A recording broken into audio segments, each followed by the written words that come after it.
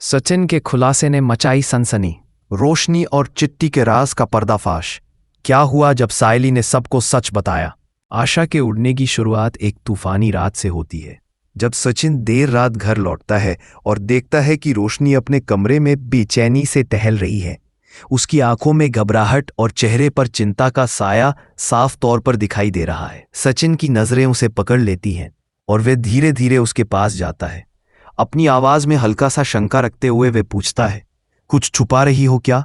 रोशनी इस सवाल को जैसे नजरअंदाज कर देती है और कहती है, नहीं, बस काम के तनाव से परेशान हूं। सचिन को उसकी बातों पर पूरा विश्वास नहीं होता, मगर वह सोचता है कि शायद यह सिर्फ एक सामान्य बात है, इसलिए वह चुप रह जाता है। लेकिन कमरे के बाहर खड़ी सायली यह सारी बातचीत सुन रही होती है और उसके मन में शक की चिंगारी जल उठती है। उसे समझ में आता है कि शायद रोशनी कुछ छुपा रही है जो अजय और चिट्टी से जुड़ा हो सकता है। अगली सुबह घर का माहौल पूरी तरह से बदल चुका होता है। घर में एक अजीब सी बेचैनी फैली होती है। रेणुका पूजा की तैयारी में व्यस्त तो होती है, लेकिन उसकी आंखों में एक चिंता की लकीर भी होती है। तेजस, जो अब खुद को परिवार से अलग थलग महसूस कर रहा था, अपने कमरे में बैठा सोच रहा होता है कि सचिन और सायली हमेशा क्यों हर मामले में सबसे आगे होते हैं। इस बीच परेश, जो घर की शांति को अब सिर्फ एक सपना मानता है, अंदर आता है और कहता है, घर की शांति अब बस एक सपना बन गई है। रेणुका, जो ये सब देख रही होती है, महसूस करती है कि घर के भीतर कुछ गलत हो रहा है, लेकिन वह अभी तक ये नहीं जानती कि घर की जड़ें अब एक बड़े राज की आग में जलने वाली हैं। सायली के मन में सवाल उठते रहते हैं और वह इस सोच में डूबी रहती है कि क्या सचमुच रोशनी की कोई बड़ी चाल है। वह एक दिन मंदिर जाती है, ये सोचकर कि शायद वहां उसे कोई सुराग मिल सके।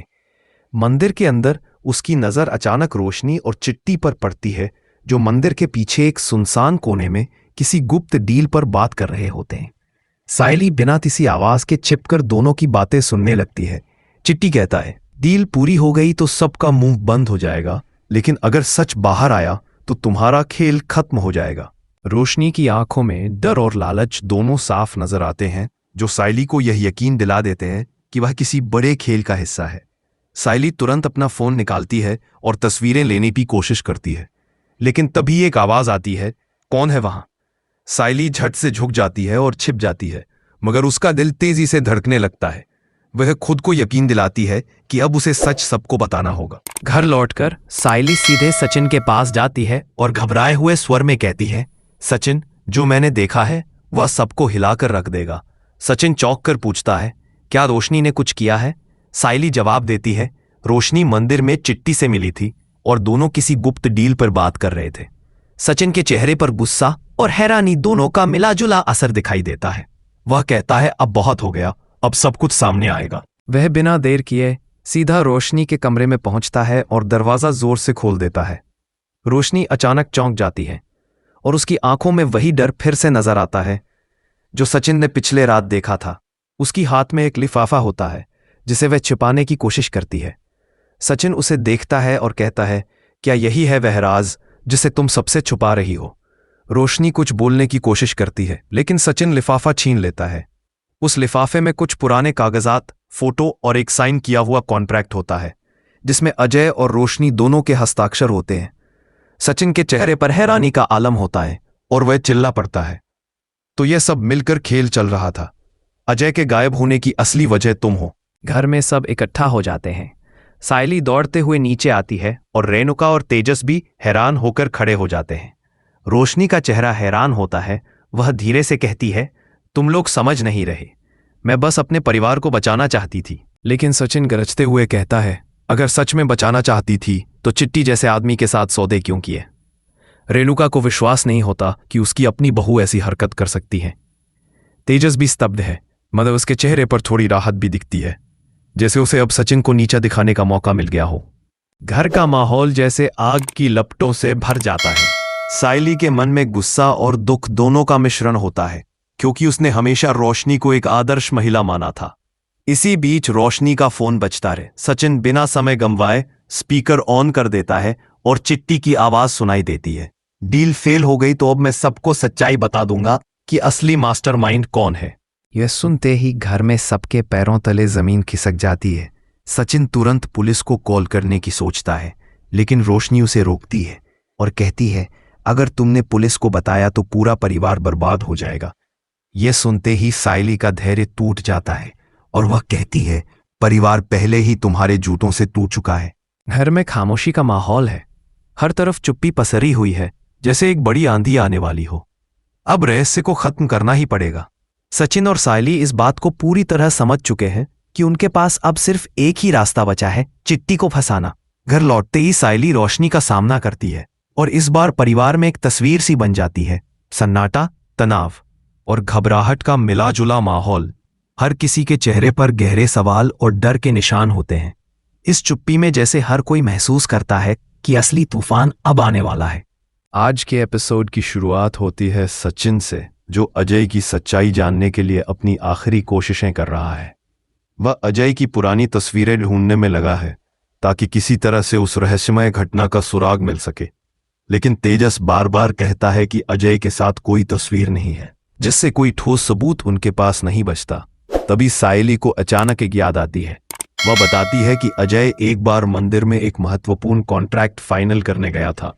वह सुझाव देती है, अगर हम मंदिर का सीसीटीवी फुटेज देख सकते हैं तो शायद कुछ हाथ लग जाए। इस योजना के बनते ही रोशनी अचानक बीच में बोल पड़ती है। उसका लहजा कड़ा होता है और वो कहती है, मैं और तेजस इस मामले को खुद संभाल लेंगे। उसका ये रवैया सभी को चौंका देता है। सचिन और सायली दोनों को यह समझ में नहीं आता कि वो उन्हें अचानक क्यों दूर रखना चाहती है। रोशनी की इस जिद ने घर का माहौल और भी तनावपूर्ण बना दिया है। सचिन को लगता है कि जानबूझकर उसे नीचा दिखाया जा रहा है और सायली भी खुद पर लगे आरोपों से आहत महसूस करती है। खाने की मेज पर एक छोटी सी बहस से शुरू हुआ यह विवाद अब पूरे परिवार में मतभेदों का कारण बन गया है। परेश और सायली दोनों को ऐसा लगता है कि वे इस घर की अनचाही कलह में फंस गए हैं, जिनसे अब कोई बच नहीं सकता। इसके बाद तेजस और रोशनी यह तय करते हैं कि वे ही अजय के मामले की तहकीकात करेंगे ताकि पूरा श्रेय उन्हें ही मिल सके। इससे सचिन और सायली खुद को और भी अकेला महसूस करने लगते हैं। सायली और सचिन दोनों को यह खटका रहता है कि रोशनी अचानक इतनी सख्त क्यों हो गई है। सचिन यह सोचते हुए दूरी बना लेता है कि अब उसे अपनी राह खुद तय करनी होगी। वह रोशनी को एक सलाह देता है, अगर तुम्हें वाकई सब कुछ ठीक करना है तो दूसरों के मामलों में दखल देने के बजाय अपने काम पर ध्यान दो। दूसरी ओर सायली अपने करियर में ध्यान देने का फैसला करती है।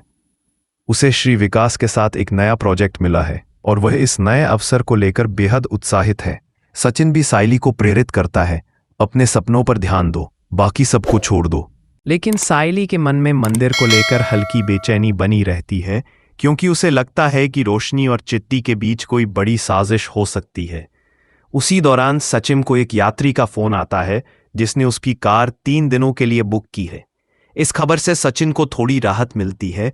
बात करते हुए सायली अपने लंबे समय से पाले गए सपने, एक ड्राइविंग स्कूल खोलने का जिक्र करती है। सचिन मुस्कुराते हुए बताता है, मेरे पास अभी इतना धन नहीं है कि इस सपने को पूरा कर सकूं। मैंने कई बार परिवार से मदद मांगी, लेकिन रेणुका और तेजस ने कभी सहयोग नहीं किया। यह सुनकर सायली को दुख होता है, क्योंकि वह जानती है कि सचिन को बचपन से ही परिवार की अनदेखी का सामना करना पड़ा है।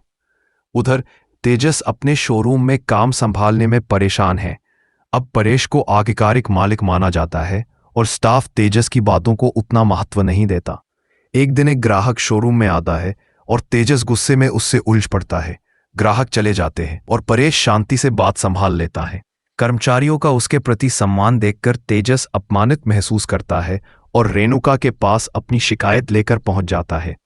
लेकिन रेणुका भी उसकी परेशानी का समाधान नहीं निकाल पाती है। इस बीच सचिन और तेजस चिट्टी से मिलने का फैसला करते हैं ताकि उस रहस्यमय वीडियो के बारे में सच्चाई का पता लगाया जा सके, जिसने सबको परेशान कर रखा है। उन्हें शक है कि कहीं ना कहीं रोशनी का भी इस वीडियो से कोई संबंध हो सकता है। सायली को भी अब यकीन हो जाता है कि यह मामला कहीं ना कहीं घूमा फिराकर रोशनी से जुड़ा हुआ है। इसी बीच सचिन की मुलाकात एक नवविवाहित जोड़े से होती है जो अपनी शादी की सालगिरह मनाने भारत आए हैं।